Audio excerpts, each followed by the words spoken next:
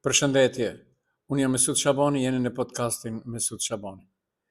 Ishte me gjithë ata që më njohin më herët, e dinë se unë marrë me këto gjëra gati se të njëjta për matematika të ndryshme, edhe në kohën kur BDI ishte në pushtet, edhe në kohën kur TU Tarifi ishte në krye të komunës së Tetovës.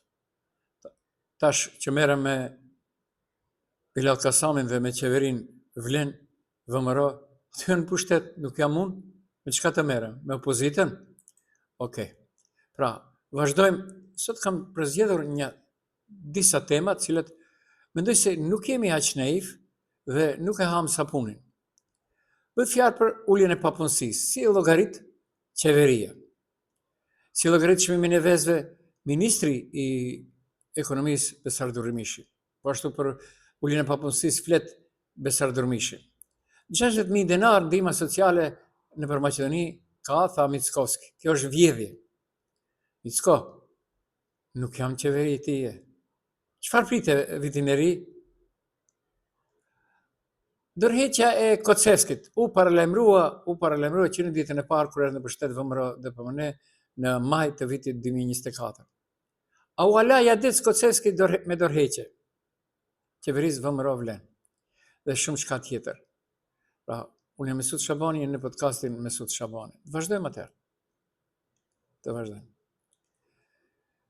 Unë do kisha parashtruar disa pyetje për qeverinë, në bazë të dhënave zyrtare. Nëse shkalla e papunësisë bie vetëm pak, ndërsa numri i papunëve ndryshon minimalisht dhe popullsia aktive përgjithsisht nuk rritet, a mund kjo ulje të jetë më shumë rezultati i emigrimit dhe të shëgjitësimit se sa krijimi i vendeve të punës, vendeve reale? Ministria e Ekonomisë në Republikën e Maqedonisë së Veriut nuk është institucion kryesor për punësimet. Unë nuk e di pse del dhe flet Besar Durrëmishi. Edhe ashtu ministrinë e ka të sakatosur, të sinetosur e kështu me radhë. Deklaratat e tilla janë politikisht të paqarta dhe institucionalisht të gabuara. Pra, këto janë fakte të shkruara, jo konstatime politike në vazhdim. Formalisht po llogaritet si ulje e papunësisë, por realisht është pjesërisht statistike fryrë. Ikja të rinjve dhe fshirja nga regjistrat ndikojnë drejt për së drejti në uljen e papunësisë në statistika. Kjo nuk do thotë se Maqedonia ka më shumë punë, por se ka më pak njerëz që numërohen si të papunë. Pra, ikja të rinjve ul papunësinë vetëm në letër. Kur të rinj largohen nga Maqedonia, kuptohet se të shregjistrojnë edhe nga enti punës. Ata nuk numërohen më si të papunë. Kjo ul automatikisht përqindjen edhe pse nuk është hapur asnjë vend i ri punën në ekonomi. Papunësia matet me ata që janë aktiv. Nëse dikush largohet jashtë, dorëzohet nga kërkimi i punës, fshihet nga regjistri, ai del nga statistika, jo nga realiteti social. Nëse para disa ditësh Mickovski tha, në 3 mujorën e fundit të këtij viti kemi arritur të punësojmë më tepër se 7.000. 2.500 punësime shtetërore përmendin mbrom Besar Durrëmishi. Nuk është rritje ekonomike kjo. Sepse punësimet në administratë nuk krijojnë prodhim, nuk rrisin konkurrencën, nuk mbajnë të rinjt në vend, nuk i ndalin. Plus, këto punësime janë pjesërisht të përkohshme dhe të lidhura me ciklet zgjedhore. E tash do ndalem në diçka që vërtet më ka prekur. Thot 800 avancime. Avancimet nuk janë vende pune. Janë vetëm rrotullime brenda sistemit. Pra, nëse ke bërë ta zëm, njërin e ke bën nga bashkëpunëtori i ri në bashkëpunëtor më të lartë, atëherë te bashkëpunëtori i ri ke punësuar dikë tjetër, okay. Jo ti, ata janë njëtin vend pune, vetëm va ka ndryshuar titulli. Pra, 800 avancimet nuk ulin papunësinë fare, janë vetëm rrotullime brenda sistemit Besar.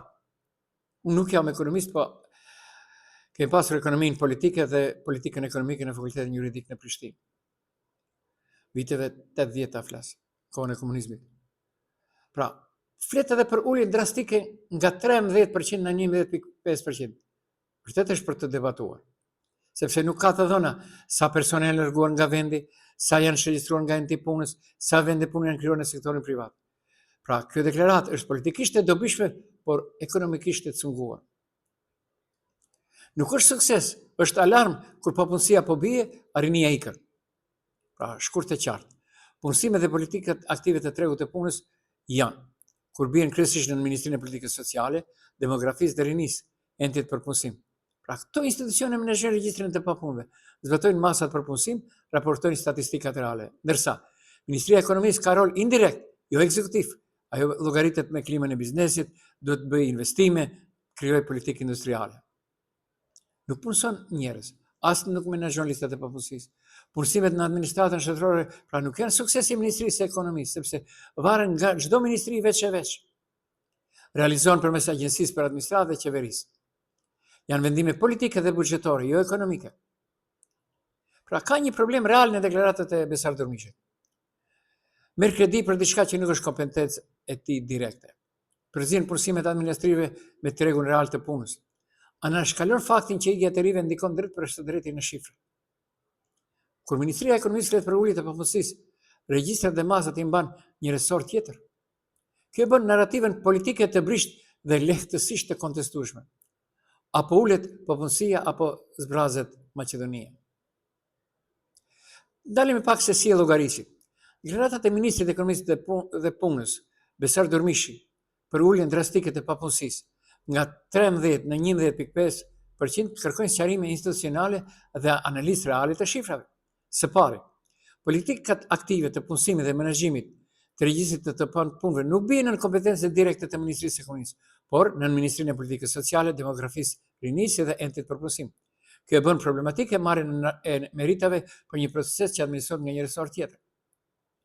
Së dyti, ulja e papunësisë nuk mund të trajtohet si sukses ekonomik pa u analizuar faktori i emigrimit. Largimi masiv i të rinjve dhe shqetësimi i tyre nga enti për punësim ndikon drejt për drejt në uljen statistikore të papunësisë, pa krijuar vende reale pune në ekonomi. Se përket mbi 2500 punësive në institucione shtetërore dhe 800 avansive, to nuk përfaqësojnë rritje të tregut të punës. Avancimet nuk ndikojnë ama bashkëfare në uljen e papunësisë, ndërsa punësimet administrative, sidomos të përkohshme dhe para ciklit vizore, nuk janë indikator zhvillimi ekonomik, por vetëm vendime buxhetore dhe politike. Pra, pa të dhënat e qarta për numrin e vendeve të re të punës në sektorin privat, për nivelin e emigrimit dhe për strukturën e të punësuara, deklaratat për ulje drastike në thojza të papunësisë mbeten statistika të manka dhe politikisht të njohshme. Papunësia mund të bjerë në letra, por nëse rinia ikën problemi vetëm sa thellohet o besar. Pra, kur bëhet fjalë për uljen e papunësisë, mendoj se ka manipulim statistikesh. Ministri i Ekonomisë Besar Durmishi deklaron se papunësia e Maqedonisë ka rënë në mënyrë drastike nga 13 në 11.5%. Por pyetja kryesore mbetet, a është kjo ulje rezultati i vendeve reale të punës apo i zbrazjes së vendit nga të rinjt? Kush i mba realisht statistikat e papunësisë? Ministria e Ekonomisë apo Ministria e Politikës Sociale, Demografisë dhe Rinisë dhe bashkë me entin për punësim? Nëse regjistrat dhe masat administrohen nga një resort tjetër, me çfarë baze Ministria e Ekonomisë merr merita për shifra që nuk i prodhon vetë?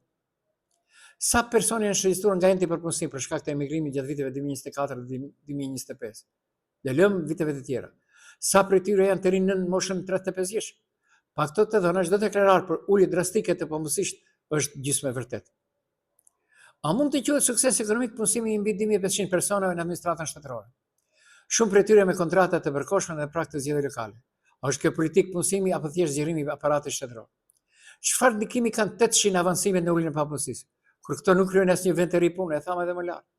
Pse këto shifra prezantohen si suksese kur nuk kanë efekt real në tregun e punës? Nëse papunësia po ulet sepse qytetarët po largohen nga vendi ose po fshihen nga regjistrat, atëherë kjo nuk është reformë, është dështim i politikave ekonomike dhe sociale. Pra, publiku meriton përgjigje të sakta, jo shifra të përdorura për propagandë politike. Kam disa të dhëna nga enti për punësim të cilat janë zyrtare, i cili bën anketën zyrtare të fuqisë punëtore bazë për punësim dhe të dhëna nga enti për punësim, të cilat i referohen regjistrit të punëve. Statistika zyrtare të papunësisë, pra nga enti shtetëror i statistikave. Flasim, në tremërorin e tretë të vitit 2025, shkalla e papunësisë ishte 11.5% dhe numri i personave të papunë është rreth 91.765 persona. Kjo sipas të dhënave të anketës së fuqisë punëtore të publikuar nga enti shtetëror i statistikave. Dhe kemi një trend historik të papunësisë. Në vitin 2023, 2 vite më parë, shkalla zyrtare e papunësisë ishte 13.1%, me rreth 103.351 persona të papunë, ndërsa tash në tremëjorin e tretë të vitit 2025, 91.765. Kur i zbret 103.351 në 91.765, pra ka ikje, dhe fshirje. Para kësaj, në tregun e dytë dhe të parë të 2024, shifrat ishin rreth 12.5%, minus 12 deri në 12.9%. Papunësi, me rreth 98.000 deri në 100.000 persona të papunë. Pra që nga viti 2023, matja e fuqisë punëtore përfshirë papunësinë është bërë sipas rregullave të përputhura me standardet e BE-s, që ndërpret seritë e vjetra statistikore dhe kërkon vëmendje kur shikohet trendi. Pra në praktikë kjo do të thotë statistikisht papunësia ka rënë nga 13.1% 2023 në 11.5% vjesht të 2025 dhe numri total i të papunur është ulur sipas anketës zyrtare. Por këto shifra nuk tregojnë se ai ulje është për shkak të krijimit të vendeve të reja të punës apo për shkak të zvogëlimit të fuqisë punëtore përmes emigrimit dhe shregjistrimit. Pra, në vitin 2023, shkalla e papunësisë e tham ishte rreth 103.351 personë të papunë në fuqinë punëtore. Në tremëjorin e 2024 ishte 98.322 të papunë. Në tremëjorin e 4 të 2024 94.795 të papunë. Ndërsa, si pacientit për punësim në vitin 2025 në Korik 96.618 persona të regjistruar si të papunë. Qeveria pretendon se papunësia do bjerë edhe më tej në rreth 11.1% deri në fund të vitit. Por këto janë projekcione, jo të dhëna zyrtare të fundit të publikuara nga statistikat e fuqisë punëtore. Çfarë tregojnë këto të dhëna në praktikë? Pra, trendi i zbritjes së papunësisë ekziston një trend gradual i uljes së shkallës së papunësisë nga 13.1% 2023 në rreth 11.9% në fund të 2024 dhe bie në 2025. Pra, numri të papunëve mbetet afër 95 deri në 100.000. Dhe kur shkalla bie, numri absolut nuk bie 10 mira, gjë që sugjeron se ndryshimet janë të vogla dhe jo revolucionare.